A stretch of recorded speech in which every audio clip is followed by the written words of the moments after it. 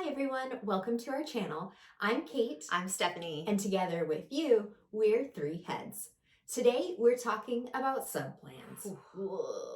Worst thing ever. This is why teachers go to work sick, because they don't want to do subplans. It takes almost as long as to just show up and do your day. If you're like us, you tend to plan your absences. I'm willing to do subplans for things that are going to make me have a good day. Yes. I'm less willing to do subplans for things that are like, oh, I'd rather just go to school. There are a couple things that you can do to get yourself organized and get yourself ready for a successful sub experience. Now, we all know that there is a nationwide sub shortage, and so lots of times your substitute is going to be one of your colleagues. You want your colleagues to come into and leave your class with good thoughts about you. If you've ever had to sub for another teacher and discovered disorganized chaos or no sub plans, and you're already grumpy that you had to sub on your prep, you know what it's like, and you don't want someone thinking about you that way. Yes. So this comes on the heels of this week's Answers May Vary, podcast, where we talked all things organization. And like I said, subplanning is a part of organization, and good subplans really do come down to organization. So let's go ahead and get started. Yes. So being ready for your subplans is kind of a weird thing to think about, but have a template already made, right? So you have a template that you already can just kind of recycle and sub in whatever it is that you need. I save them too, because I know, like, I used to go to like a conference, and so I'd be gone more or less the same weekend every year, and often that was the same-ish like lesson that I could reuse those. Yeah, I saved two different versions. I saved one that was like completely student independent work that was real short. Oh, that's smart. And then I saved one where there were steps that a sub had to take in order to do things. Maybe they're collecting work or distributing and collecting work, and so that would be, so I had two versions that I had saved. It's clever. I never knew that. I wish I did, or I would have done it. Can't share all my secrets. I mean, I stole my template from her in year 1, year 2, something like that. So and I got mine from Linda DeVries. Thank you. So we had essentially what was sort of like a cover letter for our subplans, and in it, in sort of like the first paragraph, would establish, are you gone for multiple days? Is this a one-day absence? Are students aware of your absence or unaware of your absence? Because there's a difference, right? Yeah. If you made the students aware of your absence in advance, you probably did that so that you could tell them some things about what you wanted or what you wanted them to do. It's helpful if the substitute knows that in advance. If this is a surprise absence, then you probably had already told students about things that they were going to be doing that are now not going to be taking place, or they're going to be taking place in a different way. And so letting the sub know that in advance is nice. I know for myself, when I would sub, that if I went in and I felt like I had no knowledge, I felt like I was sort of at the mercy of the students and hoping that somebody nice would step forward and like help me. Whereas if I had good subplans that were detailed, I felt like, hey, I know what's going on. You're not going to be able to manipulate me.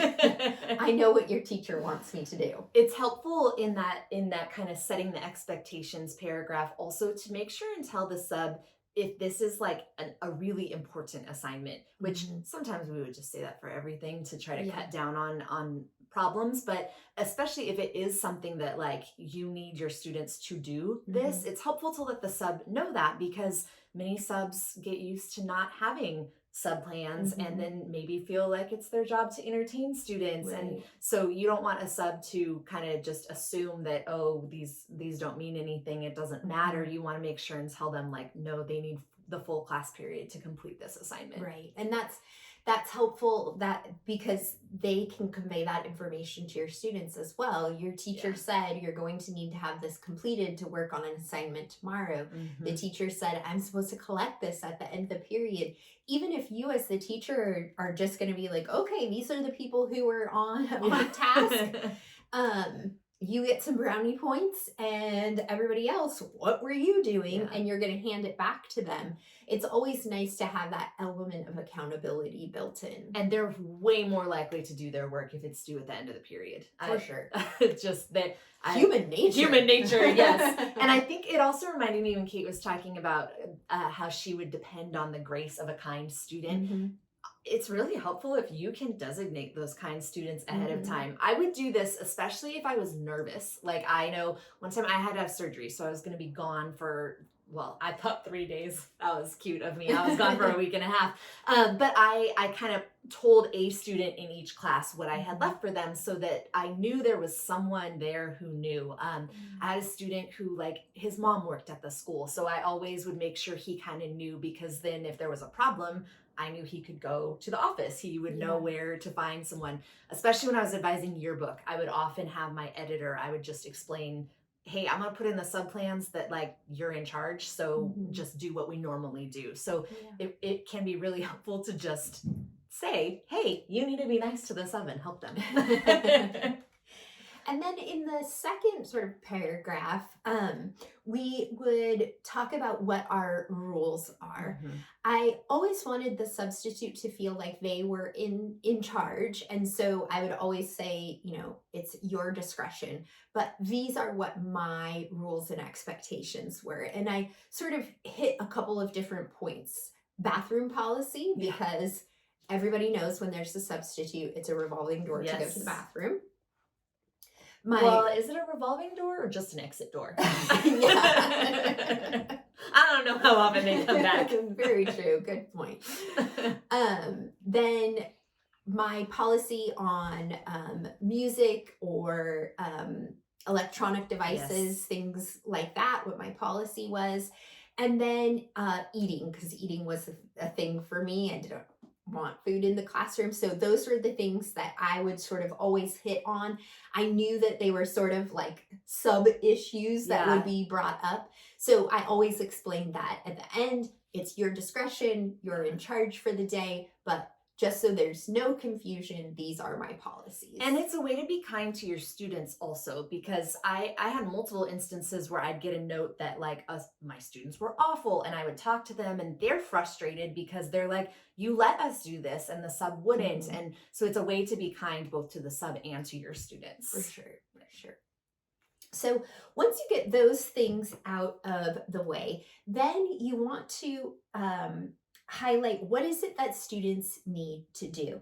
This should be very student friendly and very sub friendly.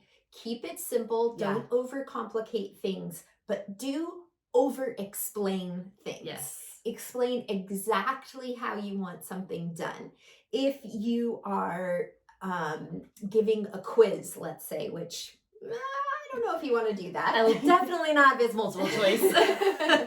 But let's say you're giving a short answer quiz and you have 2 different versions, and you have a way set up as to how you alternate your versions. Explain that in detail to the substitute as to how they're supposed to do that. And then also make a note about that student who is honest and trustworthy and would accurately explain how. Or just do it. Sometimes they'll just have the student pass them out. For sure. Because I think most subs come in and they have good intentions, but when they don't have the information that they need, then it's sort of like, and when I'm doing the best I can. And when they aren't confident, that's when students can take advantage of them. And so you want to set it up to be clear for them that, like, you are in control and you know what you're doing. Yeah. So my preference always was to have a student note. So when we used an LMS, I would post it as an announcement there, and students would know exactly what they were supposed to do during the day, what was expected to be turned in, if it was expected to be turned in the following day, if they were supposed to work on their own or they could work with other people. Yeah. Super detailed, like what you would do in a really detailed lesson plan for like an observation, let's say. And then for the substitute, I would just sort of hit the highlights of this is what you are supposed to do. Before I had an LMS, I would do like a half sheet note for students. I found that lots of times, especially when there's sub shortages, as there are now, you have a different substitute every class period. And maybe a sub accidentally takes the lesson plans with them, or maybe people would put them in weird places. Sometimes it would be on my desk. Sometimes it would be in my grade book. Sometimes it would be on a podium. I even started binder clipping it to my binder so that they would get the idea, like, leave it where it is. But if those sub-plans grow feet and walk away, then your students don't have anything to do. It's completely implausible that they wouldn't know what to do if you have an LMS. And it's unlikely that an entire stack of half sheet directions are going to disappear. So you definitely want to have that all outlined and ready to go. There's also something about speaking directly to your students in your voice that sometimes can help run off like problems. It's almost that reminder of like, I'm still here, even though I'm not here. And I still have expectations for you that I expect you to follow. And I think it kind of helps keep students on track sometimes as well. For sure. And then the last thing are problems. Of course, we always hope that we're not going to have problems, that the students are going to be good. We won't say on their best behavior, because that doesn't often happen with the sub, but that they're good and that the substitute is a good substitute and is going to try and work with the students rather than sort of, antagonize them. I've had students or substitutes who write down every single thing that happens. And part of me is like, are you just trying to occupy your day? Right. I get it if that's the case. But if you want me to address every one of these, like, I gotta prioritize here.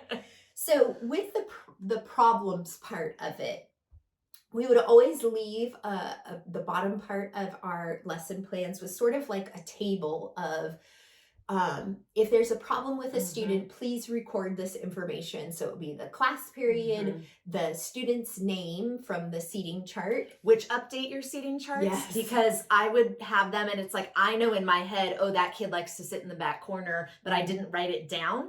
And then the kids will lie to the sub and say there's somebody else, and oh no, I'm allowed to sit here. So do update your seating charts before a sub comes.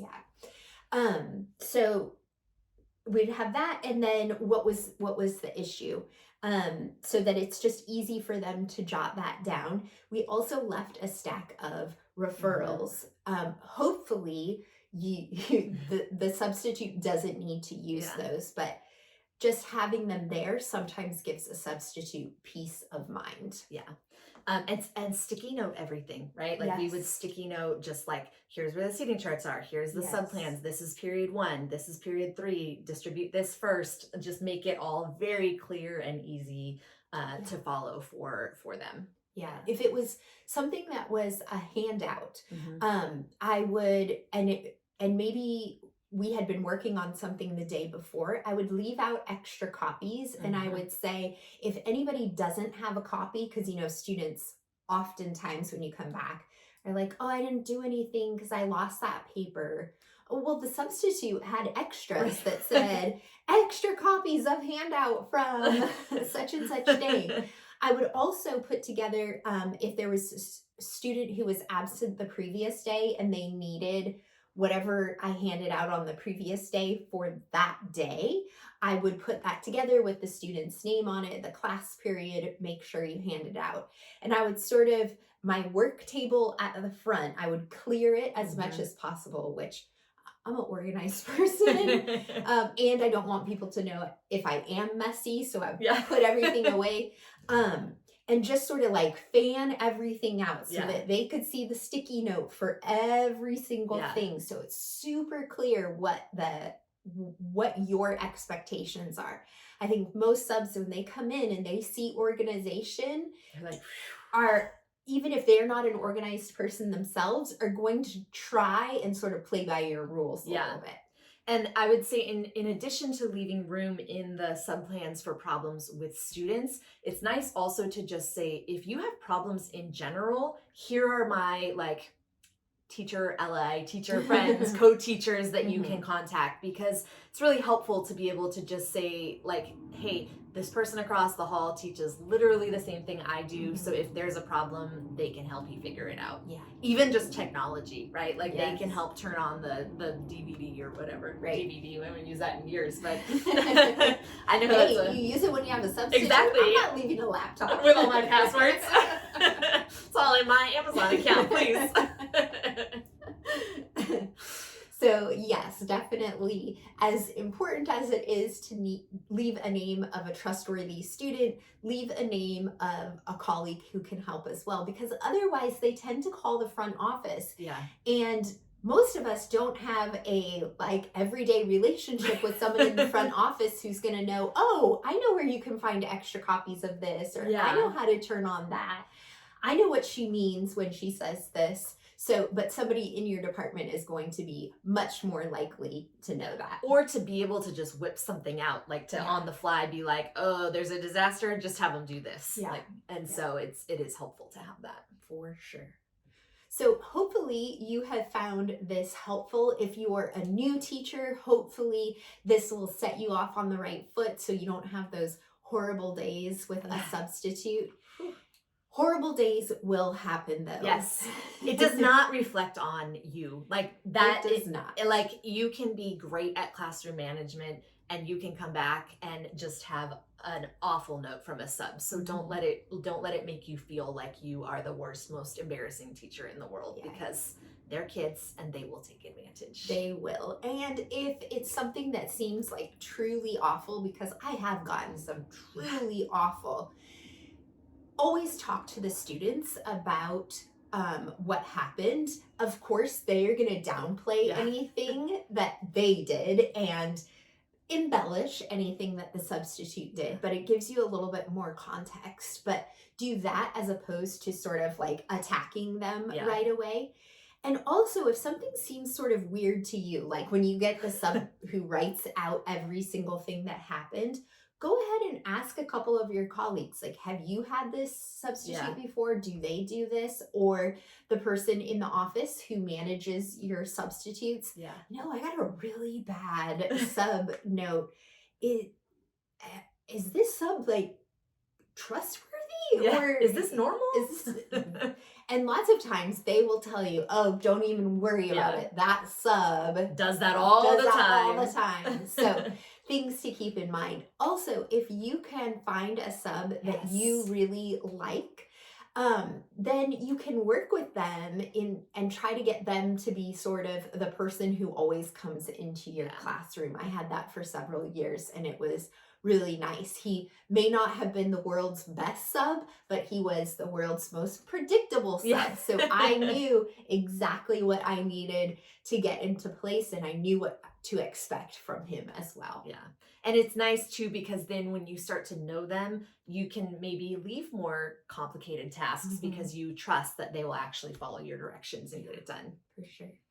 So hopefully this was helpful. As always, we will include in the links down below the related blog post, and answers may vary. And if you have amazing sub tips we missed, tell us in the comments. We share want with the to know.